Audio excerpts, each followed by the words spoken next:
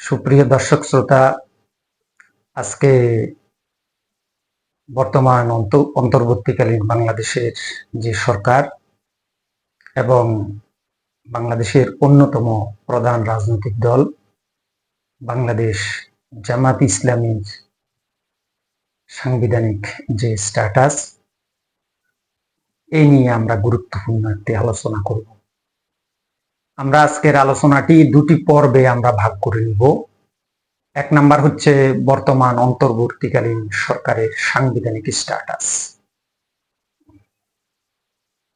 বর্তমান অন্তর্বর্তীকালীন সরকারের গঠন প্রক্রিয়া সম্পূর্ণটাই সংবিধানের আওতাভুক্ত নয়।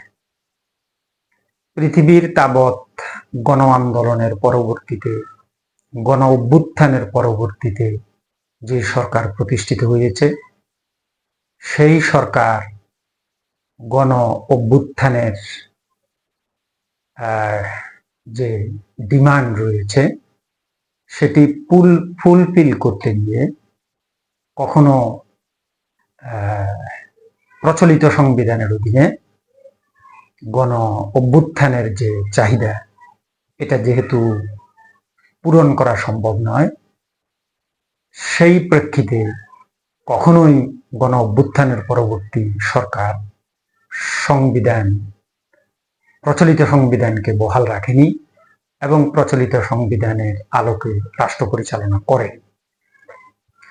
প্রচলিত সংবিধানের অধীনে রাষ্ট্র পরিচালনা না করার অন্যতম কারণ হচ্ছে যে জন আকাঙ্ক্ষাকে সামনে রেখে গণ অভ্যুত্থান সংগঠিত হয়ে থাকে, সেই গণ আকাঙ্ক্ষা পূরণ করা প্রচলিত সংবিধানের পক্ষে সম্ভব নয়।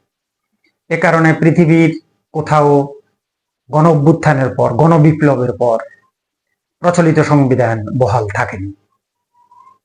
তো সেক্ষেত্রে, এবং শুধু থাকেনি নয়, যৌক্তিকও নয়। কেন? গণ চাহিদা পূরণ করা প্রচলিত সংবিধানের পক্ষে সম্ভব না। তো গণ চাহিদা পূরণ করা যদি প্রচলিত সংবিধান যদি বহাল রাখতেই হয়, তাহলে তো গণ অভ্যুত্থানের প্রয়োজন ছিল না। গণ অভ্যুত্থানের প্রয়োজনটা তো দেখা দিয়েছে সেজন্যই যে এক্সিস্টিং রাষ্ট্রীয় কাঠামো, এক্সিস্টিং শাসক এবং তাদের নিয়ম, যে নীতি রয়েছে, সেগুলো গণচাহিদা পূরণ করতে সক্ষম নয়। এই কারণেই তো গণ আন্দোলন বা গণ অভ্যুত্থানের প্রয়োজন দেখা দিয়েছিল। তার এই প্রেক্ষিতে প্রচলিত সংবিধান কোনোভাবেই বহাল রাখা যৌক্তিক নয়। সেই প্রেক্ষিতে বাংলাদেশের বর্তমান অন্তর্বর্তীকালীন যে সরকার রয়েছে, তারা কিন্তু প্রচলিত সংবিধানকে, বিগত সংবিধানকে বহাল রেখেই তাদের সরকার পরিচালনা করে আসছেন। এই ক্ষেত্রে বড় ধরনের একটি সাংবিধানিক শূন্যতা, বড় ধরনের একটি সাংবিধানিক সংঘর্ষ ভবিষ্যতে কিন্তু আমরা দিবালোকের মতো স্পষ্ট দেখতে পাচ্ছি। তাহলে বর্তমান সরকারের উচিত হচ্ছে তাদের সকল কার্যক্রমের বৈধতা সৃষ্টি করার জন্য এই প্রচলিত যে সংবিধান রয়েছে, এটাকে সম্পূর্ণরূপে বাদ দিয়ে নতুন সংবিধান প্রণয়ন কল্পে একটি সংবিধান প্রণয়ন বডি অথবা গণপরিষদ অথবা জাতীয় পরিষদ, এরকম কোনো একটা কিছু করার মধ্য দিয়ে একটি সংবিধান অতি সত্বর, কোনো ক্রমেই সময় নষ্ট করা যাবে না, যত দ্রুত সম্ভব একটি সংবিধান প্রণয়ন করা খুবই প্রয়োজন। না হলে বর্তমান সরকারের যে সাংবিধানিক স্ট্যাটাস রয়েছে, এটি কিন্তু হুমকির মুখে পড়বে ভবিষ্যতে। এর সাথে আরো একটি কথা আমরা যুক্তি অ্যাড করে দিতে চাই। সেটি হচ্ছে, আমরা যে বর্তমান যে প্রচলিত সংবিধান বহাল রাখা হয়েছে, সেখানে আরো একটি বড় ধরনের জটিলতা তৈরি হতে পারে। সেটি হচ্ছে যে বর্তমান সরকারের সকল কার্যক্রমকে বৈধতা দিতে গিয়ে সংবিধানকে বড় ধরনের কাটছাট করার একটা প্রয়োজনীয়তা দেখা দিবে। তো কাটছাট করার যদি প্রয়োজনীয়তা দেখা দেয়, তখন কিন্তু সংবিধানের যে মৌলিক কাঠামো আছে সেগুলা কিন্তু আর অক্ষুণ্ণ থাকবে না। ভবিষ্যতে এই কার্যক্রমকে সংবিধানের মৌলিক কাঠামোর সাথে সাংঘর্ষিক বিবেচনায় রেখে ভবিষ্যতে এই কার্যক্রমকে অবৈধ ঘোষণার একটা সুযোগ কিন্তু থেকে যাচ্ছে। অর্থাৎ সব মিলিয়ে এই সরকারের সকল কার্যক্রম, সকল কিছুকে যদি আমরা বিবেচনা করি, ভবিষ্যতে কিন্তু এই সকল কার্যক্রম একটা থ্রেটের মধ্যে থেকে যাচ্ছে, যেটা কারোর জন্য মঙ্গলজনক হবে না বলে আমরা মনে করছি। এই একটা বিষয়। 2 নম্বর বিষয়ে আমরা এখন আলোচনা করব বাংলাদেশের অন্যতম প্রধান রাজনৈতিক দল জামাত ইসলামীর সাংবিধানিক যে স্ট্যাটাস, সেটি হচ্ছে বিগত সরকার, বিগত স্বৈরাচারী শেখ হাসিনা সরকার তাদের আদালত এবং বিভিন্ন রাষ্ট্রীয় কাঠামোকে ব্যবহার করে এই সংগঠনের কার্যক্রমে যথেষ্ট বাধা সৃষ্টি করেছিল। তো আমরা প্রথমত একটি কথা বলতে চাই যে বিগত সরকারের যেহেতু বিরুদ্ধে গণ অভ্যুত্থান হয়েছে, সুতরাং সেই সরকারের সকল কার্যক্রম কিন্তু স্পিরিচুয়ালি অবৈধ হয়ে গেল। তো সেই সরকারের আদালত সহ সকল কাঠামো থেকে যে সকল সিদ্ধান্ত গ্রহণ করা হয়েছিল, স্পিরিচুয়ালি সে সকল কাঠামো কিন্তু এখন অবৈধ। সুতরাং সেই সরকারের সকল সিদ্ধান্ত অবৈধ। সেই বিবেচনায় জামাত ইসলামী সহ বিভিন্ন রাজনৈতিক প্রেক্ষাপট এবং অন্যান্য ক্ষেত্রে যে সকল সিদ্ধান্ত বিগত স্বৈরাচারী সরকার নিয়েছিল, সেগুলো কিন্তু স্পিরিচুয়ালি আর সেগুলার বৈধতা থাকলো না। সুতরাং জামাত ইসলামী নয়, শুধু যে সকল কাঠামোবদ্ধ বিভিন্ন বিষয়ে সিদ্ধান্ত বিগত সরকার এবং তাদের বিভিন্ন অঙ্গ প্রতিষ্ঠানগুলো প্রদান করেছিল, সেগুলার কিন্তু আর কার্যকারিতা মূলত স্পিরিচুয়ালি, অর্থাৎ সেটি কিন্তু নৈতিকভাবে সেটার কিন্তু আর কোনো বৈধতা থাকলো না।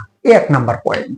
2 নাম্বার পয়েন্ট হচ্ছে জামাত ইসলামীর বিষয়ে যে সিদ্ধান্ত আদালত বা বিভিন্ন জায়গায় থেকে নেওয়া হয়েছিল, সে সকল বিষয়গুলোতে কিন্তু সংবিধানের মৌলিক কাঠামোর সাথে বিষয়গুলো সাংঘর্ষিক ছিল। কেমন সাংঘর্ষিক ছিল? সংবিধানের 38 ধারা অনুযায়ী সেখানে সংগঠন করার যে অবাধ বৈধতা দেয়া হয়েছে, সেখানে যৌক্তিক যে সকল, এখানে একটি কথা উল্লেখ করা হয়েছে, যৌক্তিক কারণ। তো বিগত সরকার যে সকল সিদ্ধান্তগুলো নিয়েছিল, সেগুলা আমরা বাংলাদেশের সকল শ্রেণী পেশার মানুষ বিগত সরকারের কার্যক্রমগুলোকে আমরা অযৌক্তিক মনে করছি। এ কারণেই তো আমাদের একটি গণ অভ্যুত্থানের প্রয়োজন দেখা দিয়েছিল। তো বিগত সরকার যেহেতু সকল কার্যক্রমগুলো অযৌক্তিকভাবে নিয়েছিল, সুতরাং সংবিধানের 38 দ্বারাই যে যৌক্তিক কারণের কথাটা বলা হয়েছে, সেই দৃষ্টিকোণ থেকে জামাত ইসলামীর বিষয়ে আদালত কর্তৃক যে সকল সিদ্ধান্ত প্রদান করা হয়েছিল, সেগুলোকে আমরা কোনো যৌক্তিক কারণের মধ্যে আনতে পারছি না, যেহেতু বিগত সরকারের সকল কার্যক্রমের বিরুদ্ধেই কিন্তু আমাদের গণ অভ্যুত্থান হয়েছে। আচ্ছা, তাহলে একটি বিষয় হচ্ছে আমাদেরকে একটা কথা মনে রাখতে হবে, রাষ্ট্র পরিচালনা হবে, সংবিধান প্রণয়ন হবে, আইন প্রণয়ন হবে, সকল কিছু কিন্তু সকল কিছুর মূল উদ্দেশ্য থাকে জনগণের ম্যান্ডেটের বহিঃপ্রকাশ হিসেবে। অর্থাৎ সংবিধান কেন প্রণয়ন হবে? জনগণের ম্যান্ডেটের বহিঃপ্রকাশ। রাষ্ট্র কিভাবে পরিচালিত হবে? জনগণের ম্যান্ডেটের বহিঃপ্রকাশ। আইন কিভাবে প্রণয়ন হবে? জনগণের ম্যান্ডেটের বহিঃপ্রকাশ। আমরা সেখানে দেখতে পাচ্ছি, যেহেতু বিগত সরকারের জনগণের ম্যান্ডেট ছিল না, সুতরাং বিগত সরকারের সকল সিদ্ধান্ত কিন্তু জনগণের ম্যান্ডেটের বিপরীতে হয়েছিল, তাই সকল কার্যক্রম অবৈধ। সুতরাং রাষ্ট্রীয়ভাবে জামাত ইসলামীর বিষয়ে যে সিদ্ধান্তগুলো নেওয়া হয়েছিল, আদালত কর্তৃক প্রদান করা হয়েছিল, সেগুলোর কিন্তু আর কোনো নৈতিক ভিত্তি থাকলো না। এই গ্রাউন্ডে জামাত ইসলামীর বিষয়ে আদালত কর্তৃক যে সকল সিদ্ধান্ত হয়েছিল, সেগুলো কিন্তু নৈতিক ভিত্তি না থাকার কারণে সম্পূর্ণরূপে অবৈধ। আচ্ছা, এই গেল 2 নাম্বার কথা। 3 নাম্বার বিষয় হচ্ছে জামাত ইসলামীর যে প্রতীক, জামাত ইসলামীর প্রতীকের বিষয়ে যে সিদ্ধান্ত গ্রহণ করা হয়েছিল, এটি কিন্তু যথাযথভাবে প্রদান করা হয় নাই। কেন? জামাত ইসলামীর বিষয়ে যে সিদ্ধান্তটা নেওয়া হয়েছিল নির্বাচন কমিশন কর্তৃক, ইতিমধ্যে নির্বাচন কমিশনের সকল কার্যক্রম কিন্তু প্রশ্ন সাপেক্ষ হয়ে গেল, ইতিমধ্যে আদালতের সকল কার্যক্রম কিন্তু প্রশ্ন সাপেক্ষ হয়ে গেল। তো যেহেতু আদালতের সকল কার্যক্রম এবং নির্বাচন কমিশনের সকল কার্যক্রম প্রশ্ন সাপেক্ষ হয়ে গেল, তাহলে জামাত ইসলামীর যে প্রতীক নিয়ে যে সিদ্ধান্ত দেয়া হয়েছিল, সেটিও প্রশ্ন সাপেক্ষ। কেন? সকল বিষয়গুলো কিন্তু গণ অভ্যুত্থানের, গণ আন্দোলনের স্পিরিটের সাথে সাংঘর্ষিক। এই সকল নৈতিক বিষয়গুলো, আইনগত বিষয়গুলো এবং আইনের যে জুরিসপ্রুডেন্স অর্থাৎ আইন বিজ্ঞানের যে সকল থিওরি রয়েছে ওই সকল থিওরিগুলোর সাথে যদি আমরা এগুলোকে কম্পেয়ার করি, সকল বিষয়গুলো বিবেচনায় এনে জামাত ইসলামীর প্রতীক এবং জামাত ইসলামীর নিবন্ধন বিষয়ে যে সকল সিদ্ধান্ত গ্রহণ করা হয়েছিল সম্পূর্ণরূপে সেগুলো অবৈধ হয়ে গেছে। তো এখন আইনগতভাবে কি ডিসিশনে আসা যায়? আইনগতভাবে রাষ্ট্র তার যে রাষ্ট্রীয় কাঠামোর মধ্য থেকে রাষ্ট্র নিজেই ডিক্লেয়ার করে এগুলোকে রাষ্ট্রের বিভিন্ন অঙ্গ থেকে যেখান থেকে যে ডিসিশন নেওয়া হয়েছিল সেই ডিসিশন উইথড্র করে নিলেই এই সকল বিষয়গুলো কিন্তু বৈধতার মধ্যে চলে আসে। এই একটা বিষয়। তবে এই বিষয়টা সবচেয়ে সহজ হবে যদি আইনগতভাবে করা হয়। আইনগতভাবে যদি কোনো একটি বিজ্ঞ, এখানে একটা কথা বুঝতে হবে, আমাদের হাইকোর্ট এবং সুপ্রিম কোর্টে যে সকল বিচারক রয়েছেন তিনারা কিন্তু কোনো ক্রমেই কিন্তু ফেরেশতা নন এবং তিনারা কোনো ক্রমেই সমালোচনার ঊর্ধ্বে নন। আচ্ছা, যেহেতু এই সকল কথাগুলোকে বিবেচনায় রেখে তাহলে আমাদেরকে এখন করণীয় হচ্ছে আমাদের হাইকোর্টের একজন বিজ্ঞ বিচারক, একটা বিজ্ঞ বেঞ্চের অধীনে যদি এই বিষয়গুলোকে চ্যালেঞ্জ করা হয়।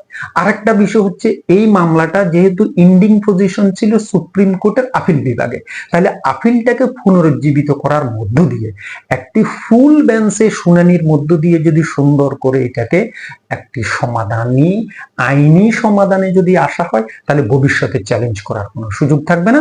সুন্দরভাবে এটিকে একটি সমাধানে চলে নিয়ে আসার জন্য সংশ্লিষ্ট সকলের প্রতি আমার আহ্বান থাকলো। আশা করি আমাদের সকলের শুভ বুদ্ধির উদয় হবে। ভালো থাকুন, সুস্থ থাকুন। আসসালামু আলাইকুম রহমতুল্লাহ।